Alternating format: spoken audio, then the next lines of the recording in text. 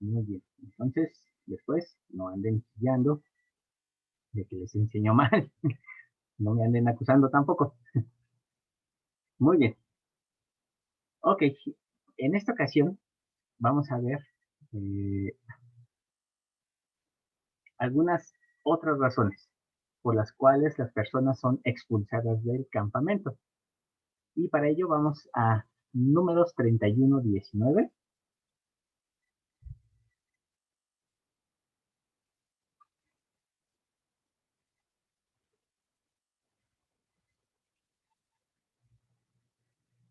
Bueno, un favor. Antes de ir a números 31:19, vamos a números 15. Números 15. No, esta escritura la leímos la clase pasada, pero vamos nuevamente a darle lectura, porque ahora vamos a incluir un versículo más. Números 15, versículos 30 y 31.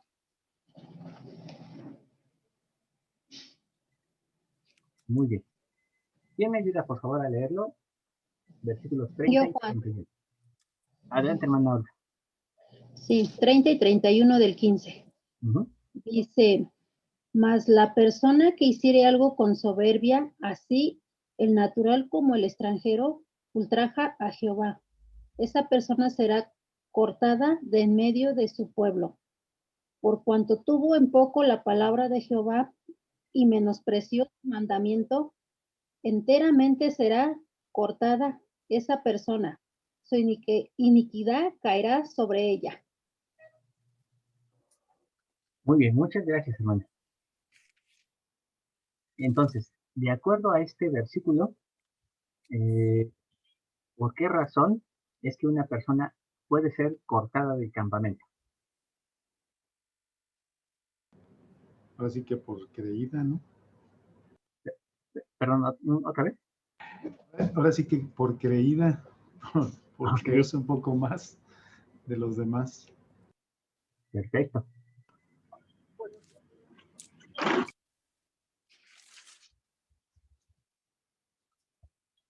En algunas versiones usa el término altivez, en otras versiones, como en esta ocasión, dice, perdón, hermana Olga, ¿cómo decía en su versión? Dice, por cuanto tuvo en poco la palabra de Jehová y menospreció su mandamiento, enteramente será cortada esa persona, su iniquidad caerá sobre ella. Pero en el versículo 30, Mas la persona que hiciere algo con soberbia, así el natural como el extranjero, ultraja a Jehová, esa persona será cortada de en medio de su pueblo. muy bien. Yo tengo Ok, la palabra excluida. Será excluida. así es, muy bien. Y yo tengo la palabra talada, Sí, también yo tengo la palabra talada. dependiendo de la versión de la... Ajá, sí. Muy bien. Entonces vemos que el Señor es muy tajante. Talar, cortar, expulsar, no hay así como que una opción a media. Cuando algo se tala o se corta de manera definitiva. Una pregunta así nada más, nada más por chismoso. Eh, ¿Cuántas personas creen que podrían talarse actualmente de la iglesia? Por orgullo, por altivez, por soberbia. Digo, nada más así como para reflexionarlo, ¿verdad? No me digan cantidades. Este, Imagínense, ya hemos visto por apostasía, porque intentan cambiar las ordenanzas. Bueno, a lo mejor tal vez algunos hermanos quedan fuera de este rango. Pero ¿qué tal por aquellos que toman el nombre en vano? ¿Qué tal por aquellos que faltan al día de reposo? Y ahora si le agregamos a los orgullosos, ¿cuántos miembros nos quedan en nuestros barrios? Bien, aquí llevamos una. Ahora sí, vamos a números 31:19. Esta quizá es una de las más complicadas. Las otras tal vez nos parecen un poco lógicas. Pero ahora vamos a ver números 31, 19. ¿Y quién me ayuda a leerlo, por favor? Yo se lo leo, hermano. Adelante, hermana. Y quedaos vosotros fuera del campamento 7 días, y todo el que haya matado a una persona, y todo el que haya tocado muerto, os purificaréis al tercer día y al séptimo día, vosotros y vuestros cautivos. Muy bien. Entonces, ¿cuál es el motivo de la expulsión? Matar a alguien. Y matar a alguien. ¿Ok? Pero por mandato de Dios. Mm, No como un exacto. como un No asesino, ¿no? no es un acto premeditado. No. Puede ser en una guerra, puede ser incluso de manera accidental. Ujú. Entonces, en este caso, se refiere a este asesinato. Ujú. Y también por... Tocar un muerto. Muy bien.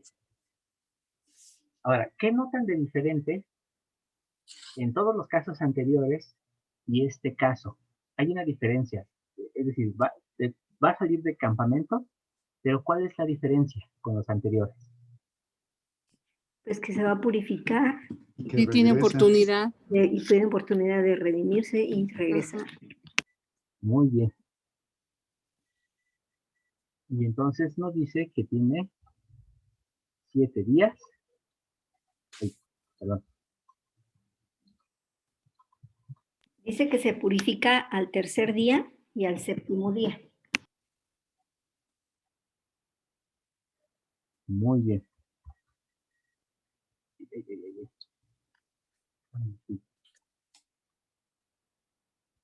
Ok, al tercero y al séptimo día.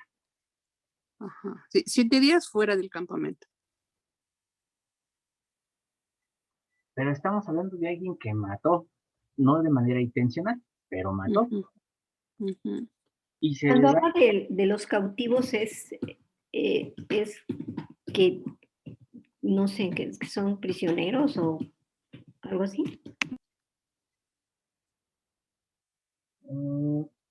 ok, donde dice al tercer día. Vosotros y vuestros cautivos. Muy bien.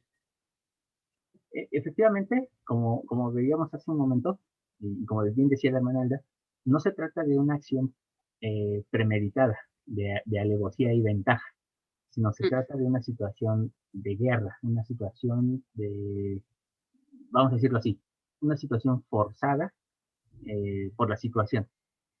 Ajá, Entonces, porque ay, es que en el contexto habla acerca de una batalla que tuvieron con los madianitas. O sea, sí fue realmente una guerra.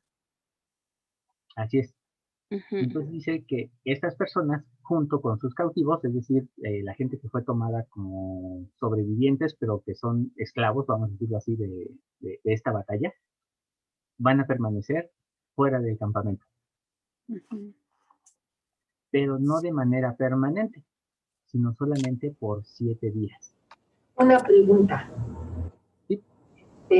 Bueno, habla de tocar un muerto, pero en batallas y eso, pues el pueblo venía y levantaba a sus muertos caídos en la batalla para darles una sepultura. Están tocando a un muerto. Entonces, ¿dentro de qué parámetros es tocar a un muerto lo que lleva a tener que experimentar esa situación, ese proceso de purificación?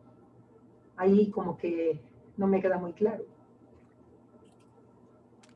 Prácticamente cualquier persona que tocara a un muerto, incluso puede ser su familiar, y vamos a decirlo así, voy a poner otro ejemplo, de una persona que estando en casa muere un familiar, toca al muerto para, no sé, preparar la mortaja, etcétera. Bueno, esa persona ya es impura y entonces queda en condición de ser expulsado del campamento durante 7 días. A ver, una consulta. Por ejemplo, cuando nosotros fallecemos, hacen una preparación de vestirnos con nuestra ropa sacramental y ahí alguien nos tiene que vestir. Esa persona por lo regular es alguien que uno designa. ¿También tendría esa opción de ser expulsado? Sí, definitivamente sí. Pero no se me adelanten, ahorita vamos a ver algunas implicaciones modernas que tiene que ver que tiene este mandamiento, ¿sale? Todavía nos falta ver algunas otras cosas más. Vamos a ver Deuteronomio, capítulo 23, versículos del 1 al 14. Deuteronomio, capítulo 23, versículos del 1 al 14. Aquí se mencionan otras razones más por las cuales una persona puede ser expulsada del campamento.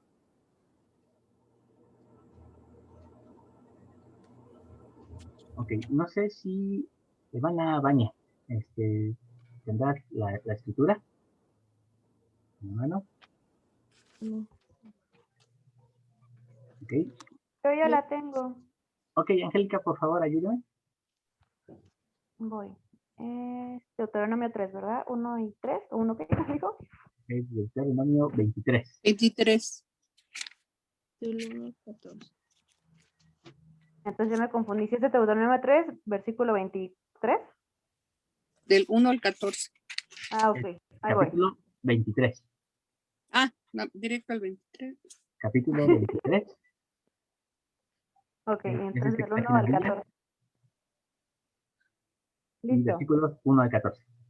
Ah, Ok. sí. Pues, ajá.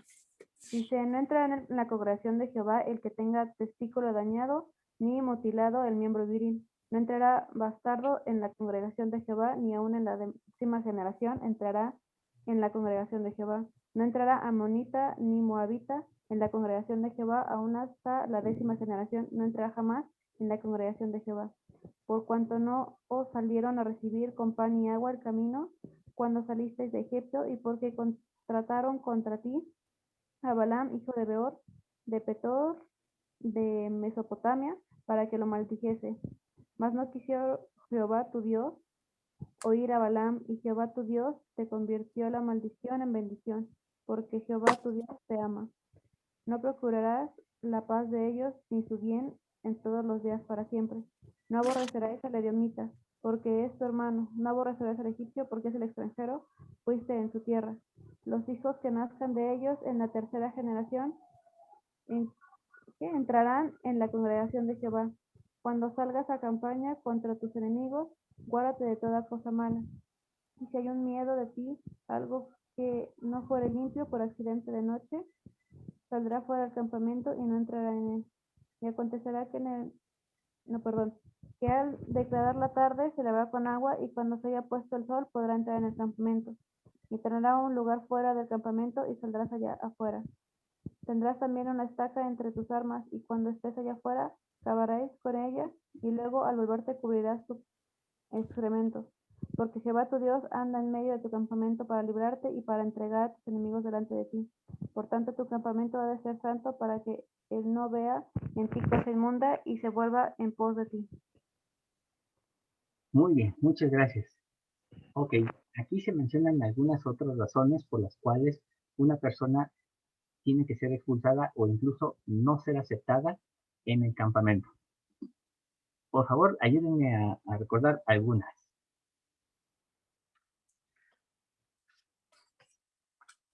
Pues primero menciona de aquellos que se acuesten con la esposa de su padre. Es el del primer versículo, ¿no? Es el que tenga testículo dañado ni mutilado el miembro viril. Y luego menciona Y no aquel que sea bastardo. y no entrará bastardo, ni aún en la décima generación. Uh-huh. Okay. Menciona también que no van a entrar los amonitas ni moabitas en la congregación hasta la 10ª generación. Muy bien. Bueno, y da el motivo por el cual no entrarán. Uh-huh. Y cabe mencionar que ese motivo aún sigue vigente. No se ha cumplido la 10ª generación. Así es, más que cumplirse la 10ª generación, si se dan cuenta, nos dice en el versículo 6, no procurarás la paz de ellos ni su bien en todos los días para siempre. Entonces, hasta que regrese Jesucristo por segunda ocasión, el pueblo de Israel tiene la obligación de hacer cumplir esto. Muy bien. ¿Es porque no permitieron que entrara por ahí el pueblo de Israel a tomar posesión de la tierra prometida? Así es. Siempre han tratado de destruir al pueblo. Incluso el rey Amán, en la historia de Esther, fue el primer, vamos a decirlo así, el primer Hitler de la historia. Sí, que mandó el exterminio, ¿no? Del pueblo judío. Así es. Era descendiente de los amonitas. En el caso, por ejemplo, del rey Herodes, de acuerdo a su genealogía, según las genealogías judías, el rey Herodes era descendiente de los amonitas y de Edom. Tenía ambas familias. Entonces, y él fue el que pretendió asesinar al Señor Jesucristo. Tengo entendido que Ruth era moabita. Ahí está lo interesante. Ajá. Ruth era moabita y entró en el campamento. Así es, y es tatarabuela o no sé qué del rey David. Así es. Entonces, hay situaciones donde sí, bueno, a mí me crea un poquito de conflicto. Así es. Yo lo que veo es la misericordia de Dios. Yo ahí veo el verdadero arrepentimiento, llevar una vida, pues, a los ojos del Señor digna, y veo la misericordia del Señor. De acuerdo. Cuando estudiamos los últimos 2 libros del libro de Mormón, hay una parte ya casi al final donde el Señor dice que todo aquel que se arrepienta, que lo busque con corazón sincero y real, lo va a recibir. Y que ninguno de los que somos de su casa tenemos derecho de rechazarlos, porque se arrepintieron, lo buscaron y Él los recibe. No sabemos, ¿verdad? Con aquello de tribus perdidas. Entonces, el amor de Dios ahí supera aquella sentencia que estamos viendo ahorita. Por el amor de Dios, por ese deseo de que ninguno se pierda, el Señor da esa oportunidad. No es una concesión, es un derecho otorgado que el que lo quiera lo puede tomar y ejercer. Muy de acuerdo. Pienso. Muy bien. Perdón, ¿alguien más quería agregar algo? Ok, ya que estamos en este tema, vamos a leer también de una vez Josué capítulo 6, versículo 23, que es el caso de Rahab. Rahab se dedicaba a vender flores. ¿Capítulo? Rahab. Josué 23. Josué 6, 23. Okay, y todos ya lo tengo, ¿se lo leo? Ajá. Y los jóvenes espías entraron y sacaron a Rahab y a su padre y a su madre y a sus hermanos y todo lo que era suyo. Y también sacaron a toda su parentela y los pusieron fuera del campamento de Israel. Muy bien. Ok, ¿por qué pusieron a Rahab fuera del campamento y no adentro del campamento?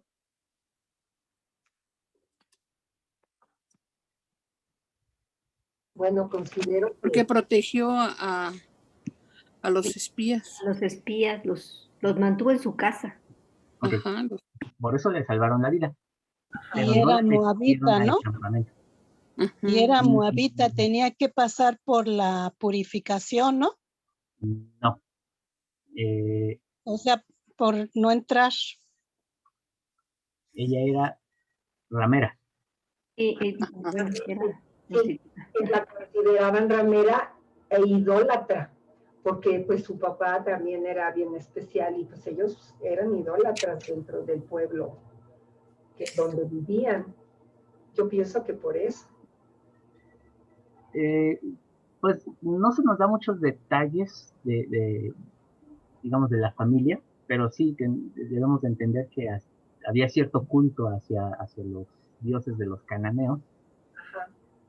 Pero en el caso de Rahab específicamente, ella fue la causa por la cual se salvó su casa y su familia. Ella era prostituta, ella era una ramera, por eso yo les decía que ella se dedicaba a vender flores porque las vendía por ramos. Entonces, este es un caso también muy especial, porque imaginémonos lo siguiente, estamos hablando de una mujer que tenía culto a otros dioses, pero que además se dedicaba a la prostitución. Y aún así, el Señor la salva. No la acepta en el campamento, pero la salva. Sin embargo, el apóstol Pablo la menciona como parte de de todas las estrellas, del paseo de las estrellas de la fe en Hebreos, cuando habla acerca de que se hicieron obras milagrosas por medio de la fe de algunos personajes. Rahab es mencionada entre los más altos personajes, como fue el caso de Abraham. Yes. Ahora vamos a ver todos estos casos, porque son casos muy peculiares y muy especiales. Hablamos, por ejemplo, de alguien que tiene relaciones sexuales, se menciona aquí, por ejemplo, con la esposa del papá, pero vamos a ver que en Levítico esta historia, perdón, esta lista se amplía. ¿Quién tiene relaciones sexuales con la hermana, con la suegra, con la cuñada? Bueno, todos estos casos están dentro de esta situación. En el Evangelio, ¿a esto cómo le llamamos? ¿Qué ley estamos faltando? La de castidad. Así es. Hermano, buenas noches. Y a los hombres que de alguna manera también incumplían, si a las mujeres les llamaban rameras, a los hombres, ¿cómo les decían? En el caso de la prostitución. Sí, porque yo casi siempre he escuchado más que se le clasifica a la mujer, pero al hombre, ¿cómo se le llamaba? Esa es muy buena pregunta. De hecho, generalmente en la Biblia, cuando se habla, por ejemplo, de afeminados, cuando dice, por ejemplo, si no me equivoco, es el apóstol Pablo quien lo menciona, precisamente dice que son parte de las obras de la carne, y en nuestras Biblias aparece como aquellos que se echan con varones, o en algunas otras versiones aparece como los afeminados. Sin embargo, esto no es el término correcto. El término correcto, la verdad, así que si me disculpan en esta ocasión, no me lo sé, es un término hebreo que se usa. La próxima clase se los doy, pero este término se refiere a aquellos varones que se prostituyen. ¿Y esto qué significa? ¿Se acuerdan que hemos hablado de que cuando el pueblo cometía idolatría, eh, digamos, se dedicaba, por ejemplo, a los dioses Baales, y parte de su culto consistía en que los hombres se tenían que vestir de mujeres eh, y entraban a los templos a poder prostituirse, ya sea con hombres o con mujeres, pero tenían que entrar vestidos de mujer, no podían ser vestidos de hombre. Y eso era parte del rito sagrado. Entonces, cuando la Biblia dice que los afeminados no heredarán el reino de los cielos, en realidad no es el término adecuado. El término es el término hebreo que se refiere a aquellos que practican la prostitución, pero refiriéndose a los varones. Entonces, ese es un caso interesante porque tiene que ver con esta parte que estamos viendo aquí, con respecto, por ejemplo, a aquellos que tienen el testículo mutilado o que han sido castrados, que es el caso de los eunucos. Los eunucos, como sabemos, pues eran siervos de la corte y estaban a cargo de las doncellas, y en particular a cargo o eran los oficiales de la reina. Entonces, como eunucos, pues los reyes tenían que proteger de que no le fueran a ser infiel o hacerle una mala jugada con la reina, así que entonces los mutilaban para que ellos se dedicaran a cuidar a la reina con la imagen de varón, pero sin poder tener relaciones sexuales con la reina o con las doncellas del palacio. Entonces, estas personas no pueden ser consideradas como esos, como homosexuales, ni mucho menos como estos, vamos a llamarlo así, por el momento no me sé la palabra, pero como estas personas que eran varones dedicados a la prostitución. ¿Por qué razón? Porque ellos habían sido obligados a padecer esta circunstancia. Esto muchas veces los acarreaba a que tuvieran pues relaciones sexuales con otros hombres, porque era la única forma en la que podían pues, llevar una vida sexual, vamos a decirlo así, pero era su condición como eunuco, no como una situación que ellos hubieran elegido. Pero aún así, estos estaban fuera del campamento. Y los otros, los que hablo como varones que se dedicaban a la prostitución, también eran expulsados del campamento. El problema es que en los tiempos de la destrucción del templo de Jerusalén, hubo levitas que se dedicaban a eso, que practicaban ese tipo de cosas, por la cual el Señor destruyó el templo de Jerusalén. Entonces, a eso se refiere, sí se menciona, el detalle es que se ha hecho una mala traducción y se ha puesto como homosexualidad o como afeminado, pero no es correcta ese término. Muy bien, hasta aquí no sé si hay alguna otra pregunta. No sé si pude responder la pregunta anterior. Sí, sí. Muy bien. Ok. Aquí nuevamente encontramos esta situación de alguien que está en condición de eunuco. Y tenemos ahora también a alguien que es bastardo. ¿Y qué es un bastardo? El que hijo fuera del matrimonio. Bueno, aquí es bien interesante esta parte.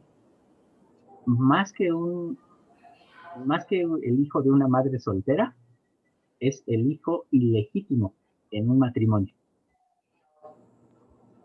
El hijo fuera del matrimonio, ¿no? Exacto. Pero qué bueno que se menciona esto porque en algunas iglesias hablan de este tema como hablando de las madres solteras. Pero esa no es la idea que se pretende aquí. Es alguien que tuvo hijos fuera del matrimonio. Se aplica tanto a hombres como a mujeres. Entonces, la mujer que ha tenido un hijo de otro hombre, así como el hombre que ha dejado herencia en otra mujer que no es su esposa, es un hijo bastardo. Y ellos tampoco son merecedores de estar dentro del campamento. Ahora, la pregunta aquí es, estamos hablando de entonces de que el hijo es castigado por la culpa de los padres. ¿Qué piensan ustedes?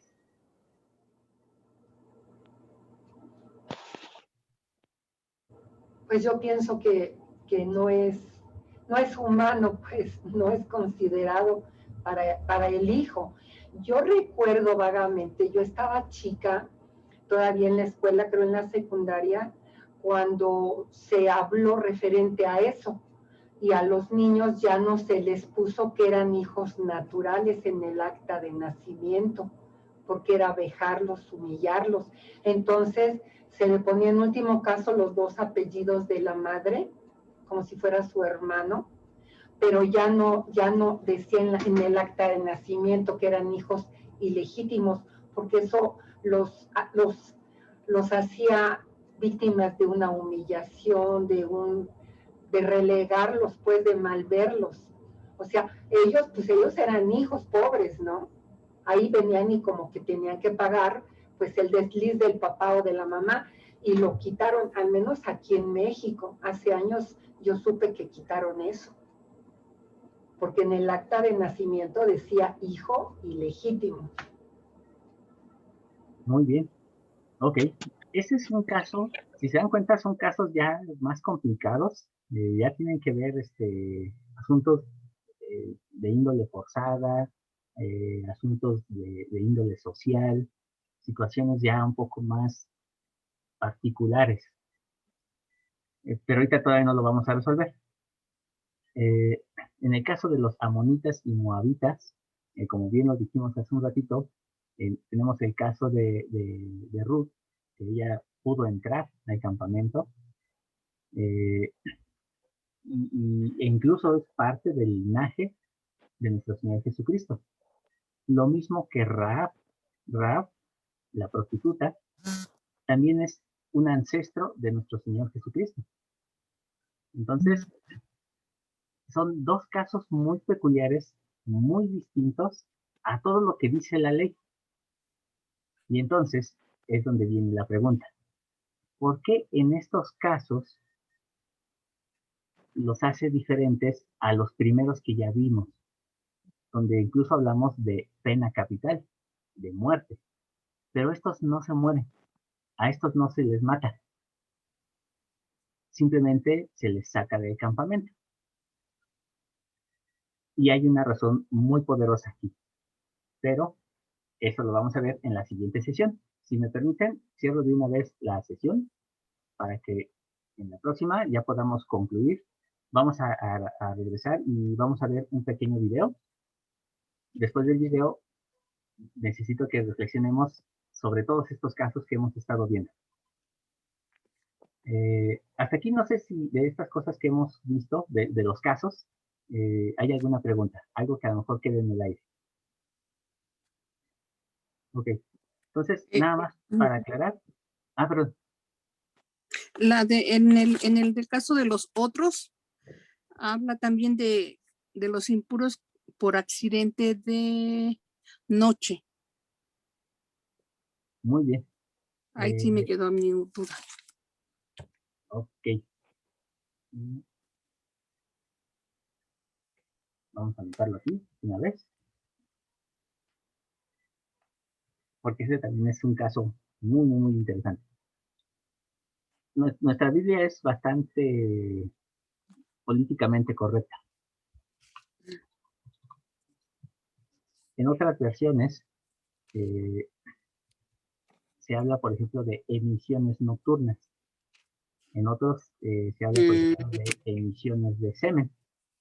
Entonces, se está hablando de aquellos o aquellas que tienen fluidos durante la noche, ya sea por menstruación o ya sea por alguna eyaculación nocturna. Ya. Ok. Entonces, este es un caso que qué bueno que lo mencionó, Mana, pues se me estaba pasando también, que es muy interesante porque no tiene que ver con la ley de castidad. Y eso es algo interesante, sino que tiene que ver más con casos de higiene. Y muchas veces se sataniza este tema porque se dice, por ejemplo, que las emisiones nocturnas son casi cosa del diablo, ¿no? Incluso hay algunas pues, religiones que efectivamente dicen que es una posesión demoníaca la que hace que esto ocurra, tanto en el caso de las mujeres con la menstruación como en el caso de los hombres. Pero nada más alejado de la verdad.